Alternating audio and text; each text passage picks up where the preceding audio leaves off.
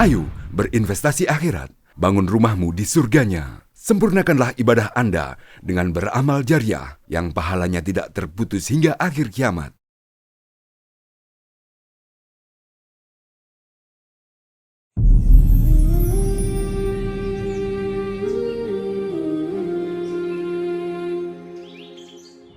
Assalamualaikum warahmatullahi wabarakatuh. Waalaikumsalam. Bu Aida. Iya. Dipanggil begitu Ibu Aida ya? Ya, Aida. Iya, sehat-sehat. Alhamdulillah. Masya Allah.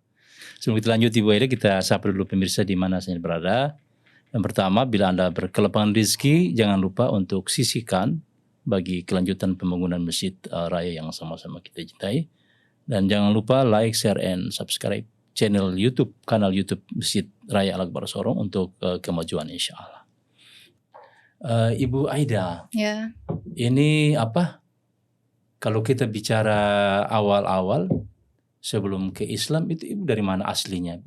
saya asli Manado. Manado memang ya? Mm-mm. Kemudian dari keluarga memang keluarga asli Kristen. Kristen. Ya, jadi memang semua Kristen, Oh, tidak ada begitu. sama sekali Islam di keluarga saya, tidak ada memang. Jadi praktis Ibu Aida sendiri? Ya. Satu keluarga? Atau ada yang lain juga menyusul mengikut? Tidak, Ya, belum? Insya Allah. Oh iya, doa ya. Amin, ya Allah. Iya. Amin. Iya, karena hidayah ini perlu penguatan dan perjuangan ya. Ya, itu. Kalau kita bisa, ini Ibu Aida punya jejak digital perjalanan sampai mendapat Islam itu seperti apa gitu? Iya, jadi mungkin awalnya ya karena kehidupan saya dengan keluarga saya memang di lingkungan yang Kristen, Nah. 100% Kristen. Jadi memang tidak ada sama sekali Muslim di lingkungan Di kehidupan lingkungan, saya. memang di ya. komunitas lingkungan yang 100% Ya, betul. Kristen. Jadi yang saya biasa lihat Islam itu di TV saja kebanyakan. lihat, dengar di TV saja. Iya, jadi lihat ada yang pakai jilbab, pakai pakaian yang iya. tertutup. Kemudian orang pergi ke masjid, Iya, sholat, atau begitu. dengar azan. Itu kebanyakan lewat ini, TV. TV media saja. Nah, sampai satu kali saya ikut missionary. Itu di tahun berapa misioneri? Itu tahun 2014 ya. 2015 ya, sudah mulai itu bergabung di misioneri. Iya. Masih muda amat itu. Ya, Bu. waktu itu masih 18 ya. Iya, masih pucuk-pucuk gitu. Iya. Waktu tamat sekolah langsung ikut ini. Ikut misioneri. Missionary waktu itu. Heeh. Jadi saya ikut di kampus 1000 Missionary Movement Indonesia yang ada di Manado. Manado, oh waktu begitu. itu. Bergabung itu. Iya, saya bergabung Itu di sana. sistemnya memang pendidikan formal. Keinginan kita pribadi saja mau Bergabung. masuk pelayanan atau Oh begitu. gitu. Jadi waktu itu kan sebelumnya saya ketemu dengan kakak-kakak senior missionary. Iya. Jadi mereka cerita bagaimana pengalaman pelayanan. Jadi kayak saya tertarik untuk ikut begitu. pelayanan. Gitu. Lalu bentuk pelayanan itu di Manado saja atau gimana? Tidak, itu kita pelatihan di Manado, kemudian di sebar ke seluruh Indonesia. Jadi ada yang nanti teman-teman itu satu itu biasa dipencar, dipencar dari Jawa sampai Papua sini. begitu. Jadi dikirimnya itu dua orang. Dua orang. Dikirim setelah pelatihan itu di kampus missionary. Berapa lama bentuk pengembelengan di misioneri itu? Itu sekitar 2 bulan ya. 2 bulan, 3 bulan, 2 bulan. 2 bulan. Begitu ya. Pelatihan di sana, jadi saya ikut 2 kali. 1 tahun pertama untuk Kristen. Untuk Kristen tapi lebih ke yang bergereja hari Minggu. Oh begitu. Saya kan ini gerejanya hari Sabtu ya. Sabtu ya. Jadi ini lebih khusus 1 tahun pertama itu ke yang bergereja hari Minggu. Hari Minggu, oke. Jadi di situ kita pelatihan, belajar Alkitab, kemudian cara mendekati orang-orang seperti itu lewat kesehatan. Tapi khusus memang berarti ada spesifikasi. Tidak, di satu pelatihan itu memang diajarkan semuanya. Tapi kemudian Ibu Aida konsentrasi ke bagian kesehatan. Tidak, itu digabung semua. Oh, gabung semua. Jadi ceritanya kita kan untuk menginjil. Iya. Nah, menginjil, tapi cara untuk mendekati orang-orang ini lewat kesehatan. Oh, begitu. Gitu. Jadi diajar antaranya lewat kesehatan itu. Jadi diajar untuk ini tensi darah. Kemudian cek ini gula darah, kolesterol. Tapi Ibu Aida punya background kesehatan atau bagaimana? Tidak, diajar memang di situ. Waktu training itu. Waktu itu. Jadi memang kita semua diajar. Lengkap ya. Lengkap. Jadi itu cara pendekatannya. Cara pendekatannya. Terus di sana dilatih 2 bulan, kemudian 10 bulan saya dikirim ke Wasior, Teluk Wandama pertama. Pertama saya langsung ke Papua. Iya. Oh subhanallah. Jadi saya dengan partner saya, disebut partner. Iya, partner Jadi kami kerja. 2 orang saja. Ada yang dikirim ke Jawa, ada yang di Kalimantan, Sulawesi. Jadi disebar pokoknya semua. Nah itu setelah 1 tahun itu ditamatkan, terus ada lagi kegiatan pelatihan senior missionary. Oh naik kelas lagi nih? Tapi terserah mau ikut gabung lagi atau tidak gitu, terserah. Nah waktu itu saya kebetulan ingin lagi untuk pelayanan. Naik lagi jenjang. Tapi ini lebih ke Muslim. Oh gitu. sasarannya, targetnya nih? Targetnya pelayanan kesehatan ke Muslim? Ke Muslim, untuk ceritanya penginjilan lah. Nah jadi di pelatihan ini selama 2 bulan sama lagi, di sini kita disuruh untuk menghafal. Mulai dari sini mulai menghafal ayat-ayat Al-Quran. Sempat menghafal juga ayat Al-Quran? Padahal ini masih di pelatihan, masih di misioneri sudah menghafal ayat Al-Quran. Iya. Saya kalah kalau begitu. Iya tapi maksudnya masih yang ayat-ayat pendek saja begitu. Nah waktu di Wasudoro itu berapa lama? 10 bulan. Jadi genap 1 tahun 2 bulan di pelatihan, 10 bulannya di luar. Langsung maju kembali itu naik senior, masuk senior. Masuk senior, terus lanjut untuk ini. Kalau senior biasanya ke Muslim memang. Pelatihannya untuk targetnya ke Muslim. Pelayanan kesehatan ke Muslim. Ya misinya supaya mereka bisa tertarik begitu kan? Ya seperti itulah misinya. Memang misinya Ibu Aida sebelum itu bagaimana mereka tertarik dengan agama saya kan begitu? Iya begitu. Nah jadi di pelatihan itu disuruh hafal ayat-ayat Al-Quran. Terus saat makan disuruh untuk kita ini baca doa makan. Doa makan? Jadi setiap kita makan di meja makan, semua yang ikut senior missionernya pelatihan ini, ya sebelum makan makanan di depan harus berdoa dulu. Bismillahirrahmanirrahim. Ya. Allahumma barik lana fima razaqtana wa qina azabannar. Jadi gitu. Jadi sebelum Muslim sudah hafal doa makan, ayat-ayat pendek.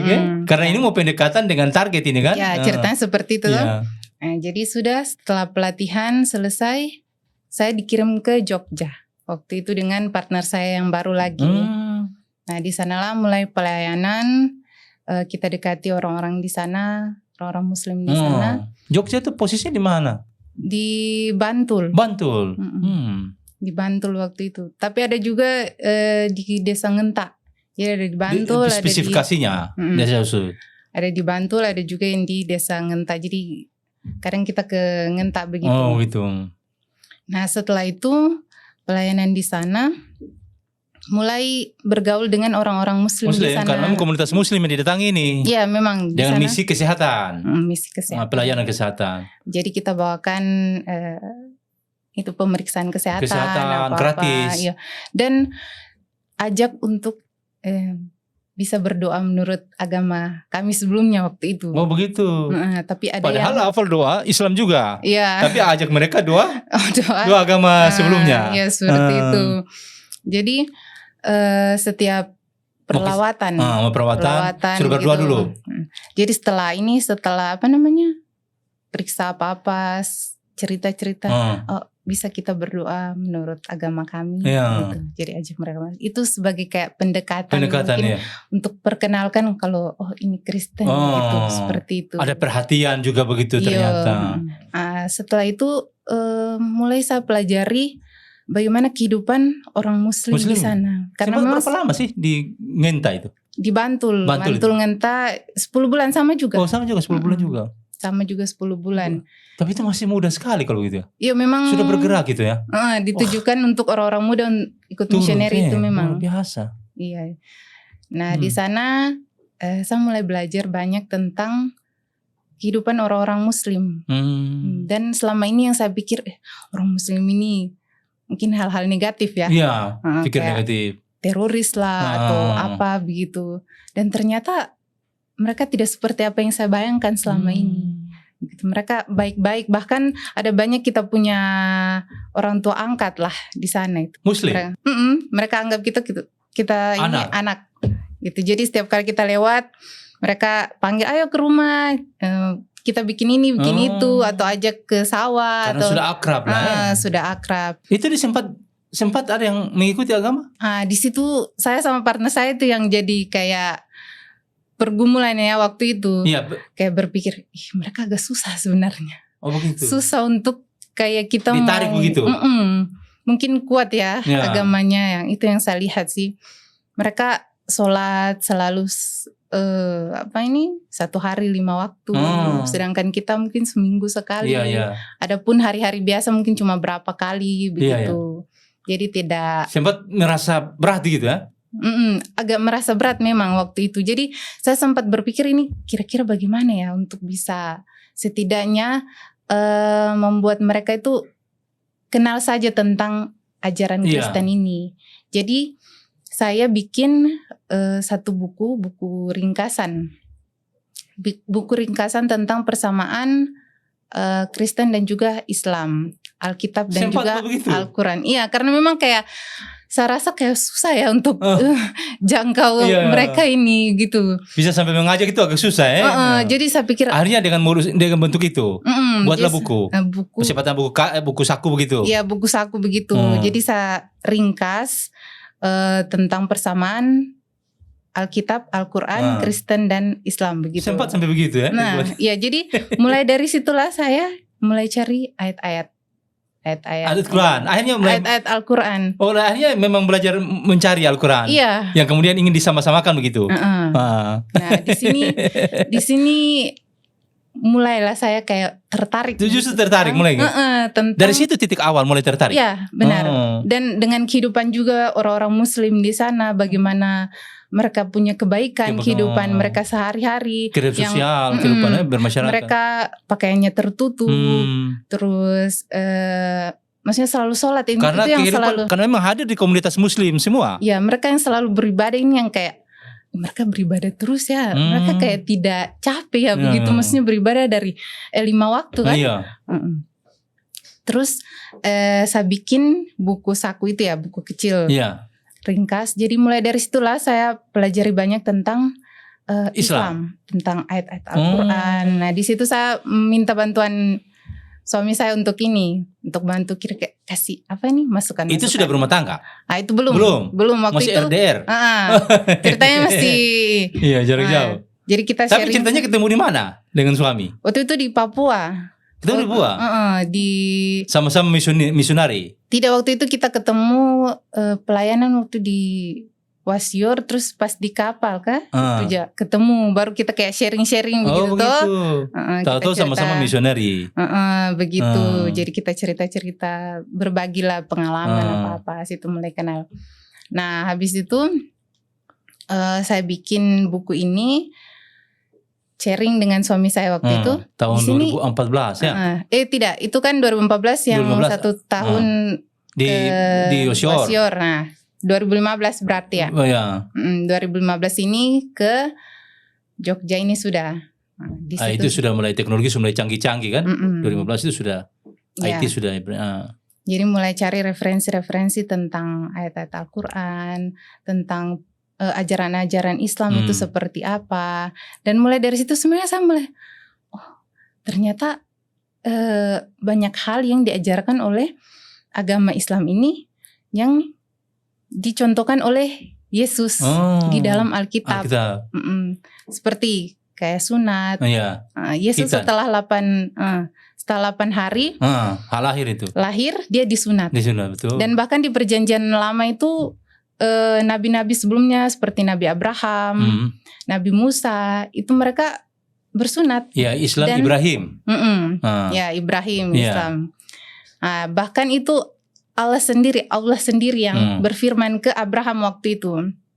Ini adalah satu perjanjian turun-temurun. Adalah sunat ini. Jadi keturunannya itu semua harus disunat. Seperti itu. Dan yang melakukan hal itu hanya Islam. Kristen tidak diwajibkan sunat. Tapi belakangan di beberapa kasus saya mempelajari melaksanakan hitan masal itu, banyak yang sudah daftar untuk anak-anaknya dimulai di hitan. Di generasi terakhir ini. Banyak yang mulai dari non muslim. Ya gitu. Mungkin begitu sudah mulai pelajari ya. Iya mungkin ya. Jadi terus mengkaji. Iya mengkaji. Mengkaji itu terus kemudian saya menemukan lagi tentang Yesus dicontohkan di Alkitab itu di saat dia meninggal.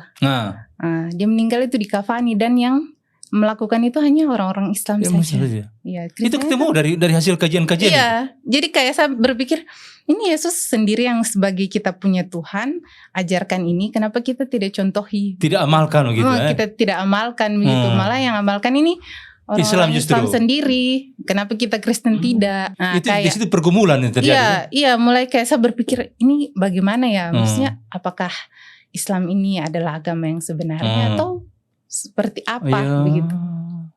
Nah, setelah itu mulai lagi saya dapat ada beberapa ayat kayak tudung kepala. Iya. Di Alkitab kan ada juga. Iya betul, sebenarnya ada. Untuk perempuan itu harus menudungi kepalanya. Jadi yang menudungi kepala juga siapa coba? Iya. Itu kan hanya Muslim. Ya. Kalaupun yang di Kristen kayak Katolik ya ada Katolik, biarawati itu. Biarawati. Itu pun mereka mencontohkan Bunda Maria, yang artinya mungkin sebenarnya Bunda Maria yang dari dulunya itu menutup auratnya. Betul. Jadi dia menutup semua auratnya. Akhirnya dicontohi oleh biarawati ini. Nah, terus soal puasa, Yesus berpuasa selama 40 hari. Di Kristen tidak juga diwajibkan untuk berpuasa. Padahal yang Islam kemudian yang Islam yang diwajibkan untuk puasa. Jadi dari ayat-ayat perbandingan itu ternyata. Iya, malah dari ayat-ayat perbandingan itu yang buat saya kayak mulai tersadar ternyata apakah agama Islam ini yang benar? Nah, karena kebanyakan yang dituliskan dalam Alkitab diikuti malah oleh yang diamalkan oleh Islam. Oleh Islam seperti itu. Terus berkembang itu sudah mulai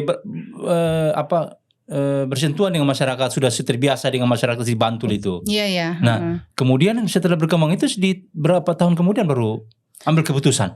Setahun pergumulan.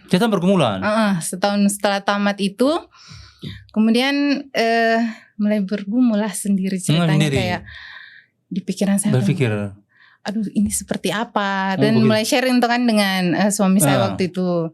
Kita ini bagaimana soal agama ini? Kita cari sendiri di Al-Quran mengenai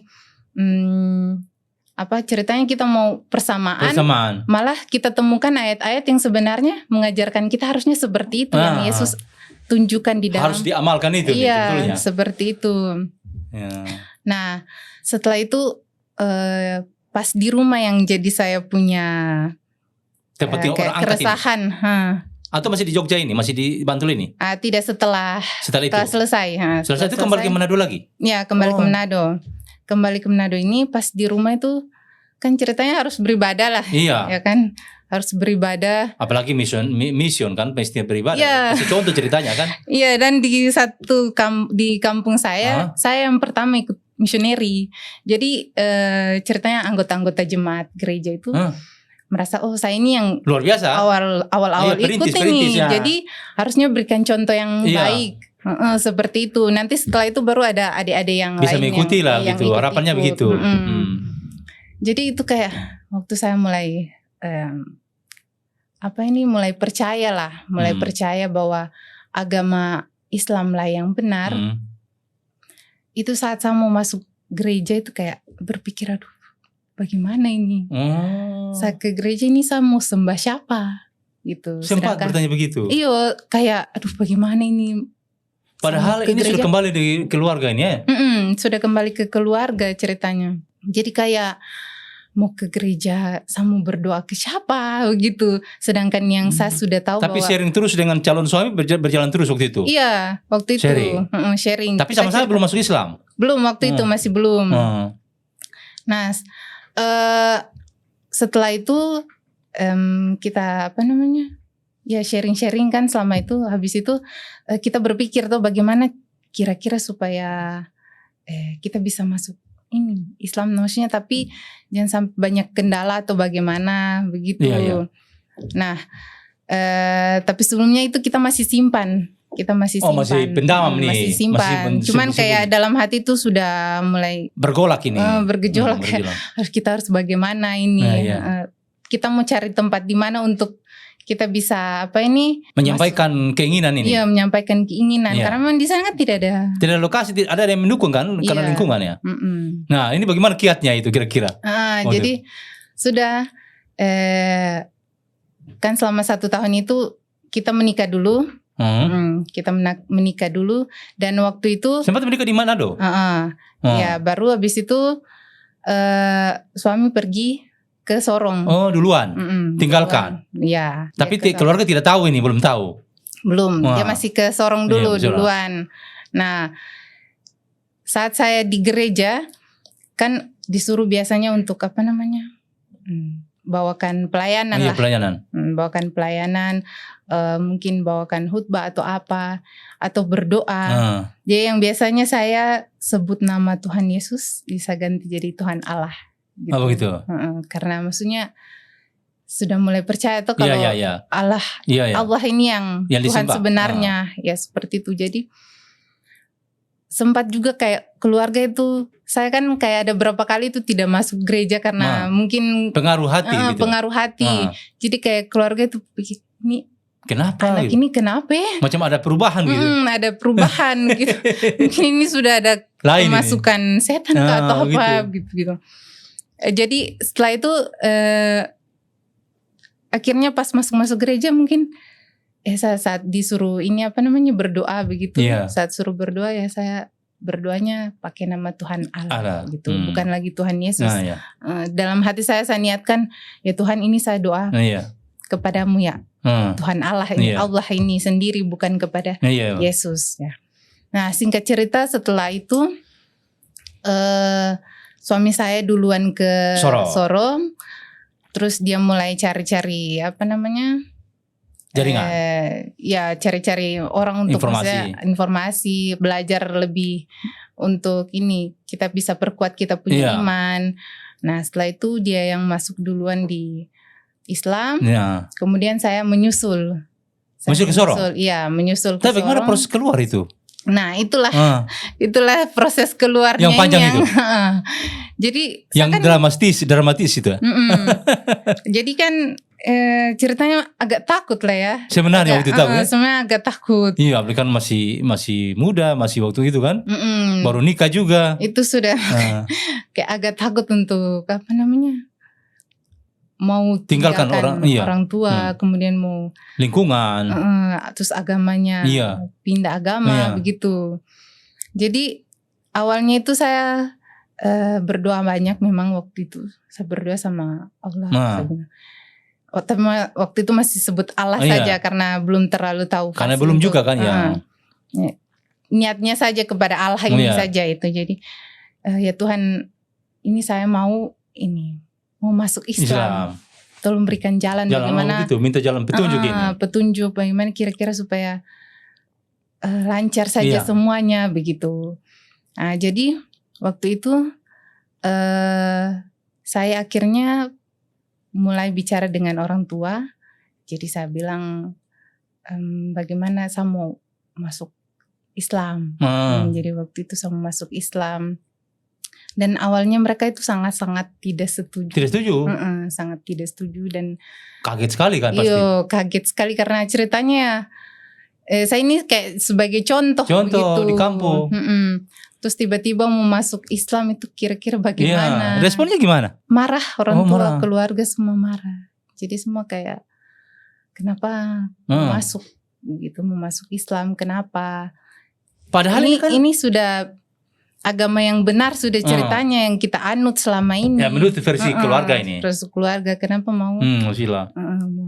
Terus saya bilang ya ini saya punya keputusan sendiri, saya belajar tentang Islam dan ini yang saya temukan begitu. Jadi keputusan saya mau masuk Islam. Jadi mereka awalnya kayak memang marah jadi mereka tidak mau ini, maksudnya kayak sudah kamu terserah kamu punya keputusan saja begitu, terserah kamu saja kamu mau. Jadi mereka kayak tidak mau terlalu pusing lagi dengan saya punya kehidupan begitu. Jadi sudah saya pergi. Akhirnya ambil keputusan pergi tinggalkan. Iya, saya pergi ke Sorong, lalu masuk Islam. Begitu. Tapi Pak itu sudah duluan ya? Sudah duluan waktu itu. Jadi sudah duluan, jadi akhirnya ke Sorong sini baru sudah ambil keputusan untuk masuk Islam. Itu di tahun berapa itu? Tahun 2017. 17 ya? Masya Allah. Jadi ini Ya. perjalanan panjang sebetulnya. Iya. Dari proses kajian, menelaah, kemudian akhirnya ada hidayah. Nah, ini aktivitas bagaimana? Dengan teman-teman Muslim atau dengan teman-teman? Nah setelah ini masuk Islam, kan ada teman-teman misioner ini. Oh, masih berkomunikasi dengan teman-teman? Komunikasi. Mereka juga kan kayak, ini kenapa masuk Islam berpindah? Berpindah. Nah, mereka kan ceritanya punya pemikiran yang kritis juga soal agama. Jadi ada yang beberapa minta saya punya nomor WA. Terus mulai ada beberapa itu yang tanya-tanya begitu. Iya, artinya mereka ingin bantah lah. Mereka ingin bantah. Jadi kita berdebat di lewat WA ini. Di WA, lewat WA mereka tanya-tanya sempat soal begitu ini. Iya. Berdialog kayak diskusi lewat WA. Iya, ada beberapa teman memang yang serang saya. Berbantah-bantahan ini. Bersangka-sangkahan ini ya. Iya. Jadi kita ini ngobrol lewat WA itu. Mereka kasih masuk ayat-ayat, saya juga kasih masuk ayat-ayat, tapi kayak mungkin mereka sudah terdogma ya soal. Iya, artinya dia sudah punya pegangan dari awal. Jadi sudah ini benar lah. Jadi walaupun saya kasih tahu bagaimana tentang Islam, mereka tuh tidak akan terima. Betul. Mereka kayak tidak masuk di mereka punya pikiran, selalu ada saja bantahan apapun itu ada saja. Itu di awal-awal deh. Iya. Setelah mereka tahu. Memang heboh itu kalau begitu. Iya, sampai banyak yang messenger saya, tapi kadang saya tidak tidak mau. Iya, digubris karena lagi sama lah. saja kalau pun mau berdebat dengan mereka itu, sampaikan. mereka tidak akan terima. Sebagaimanapun kita mau sampaikan tentang ayat-ayat ini, mereka tidak akan terima. Kalau karena sudah hatinya, terlanjur jadi pegangan. Hatinya itu memang tidak. Karena itu betul soal hati ya. Hatinya itu tidak. Kalau sampai sekarang gimana? Sampai sekarang masih juga ada, tapi ada juga yang memang tidak terlalu. Maksudnya ya sudah kalau kamu mau. Iya, tapi komunikasi terus saja. Komunikasi gitu ya. Iya seperti itu. Tapi tidak sudah kalau berjalan itu pada akhirnya begitu ya. Iya. Dengan orang tua? Dengan orang tua sekarang sudah mulai komunikasi agak. Ada bagus. Bagus. Alhamdulillah. Tapi ini sudah pernah kembali ketemu orang tua setelah masuk Islam? Belum pernah. Belum ini ada rencana ingin sekali mau pulang tapi masih belum. Oh iya, Masya Allah. Artinya walaupun bagaimana tetap orang tua kan? Ya, Masya Allah. Kita ingin dengar pesan dari pengalaman itu kepada saudara-saudara Muslim agar tidak terpengaruh dengan yang lain, bahwa inilah agama yang sesungguhnya. Mungkin ada pesan-pesan lah. Oh ya,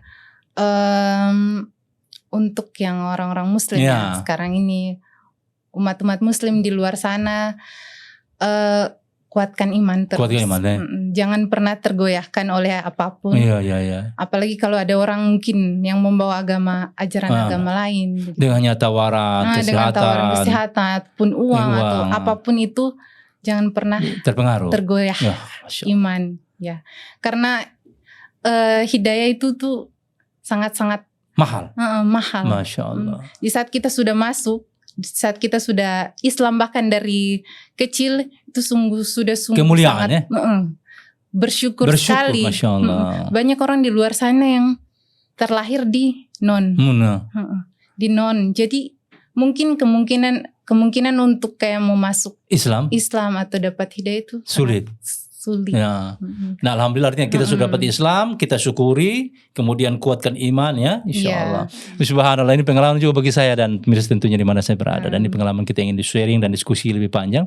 Cuma memang waktu kita yang terbatas. Insyaallah kalau ini kita bisa diskusi lagi, mungkin kalau tidak di sini di tempat-tempat lain kita dengan beberapa teman kita diskusi untuk menggali nilai-nilai kebaikan lah, menjadi pelajaran bagi yang lain insyaallah.